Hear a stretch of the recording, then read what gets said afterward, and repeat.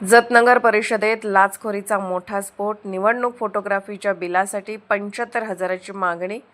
50,000 स्वीकारताना प्रशासन अधिकारी एसीबीच्या जाळ्यात.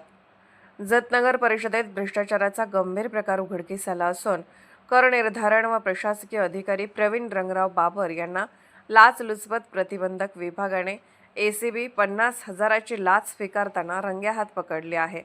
या कारवाईमुळे जत शहरात मोठी खळबळ उडाली असून नगर परिषदेच्या कारभारावर प्रश्नचिन्ह निर्माण झाले आहे.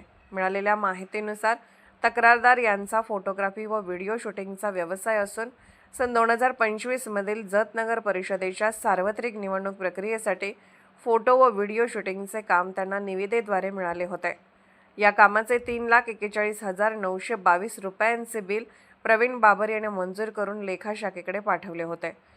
त्यानंतर संबंधित रकमेचा धनादेश तक्रारदारास अदा करण्यात आला होता.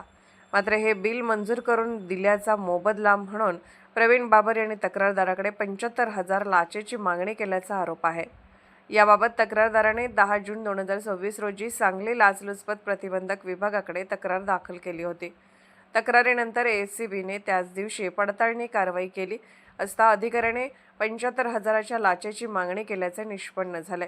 त्यानंतर तडजोडी अंती 50,000 रुपये स्वीकारण्यास त्याने संमती दर्शवल्याचे तपासात स्पष्ट झाले.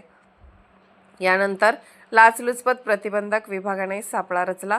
जत नगर परिषदेखालील यशोदा फोटो स्टुडिओमध्ये तक्रारदाराकडून 50,000ची लाच स्वीकारताना प्रवीण रंगराव बाबर वय 32 यांना एसीबीच्या पथकाने रंगेहात पकडले.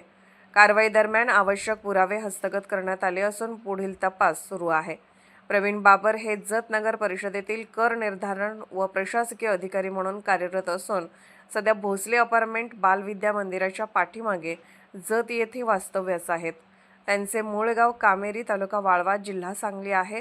त्यांच्या विरोधात जत पोलीस ठाण्यात भ्रष्टाचार प्रतिबंध अधिनियम 1988 चे कलम 7 अन्वये गुन्हा दाखल करण्याची प्रक्रिया सुरू आहे.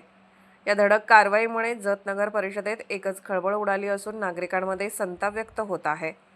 शासकीय कामे, बिलांची पूर्तता करण्यासाठी लाचेची मागणी होत असल्याचा आरोप पुन्हा एकदा समोर आला असून या प्रकरणातील पुढील तपासाकडे संपूर्ण तालुक्याचे लक्ष लागले आहे.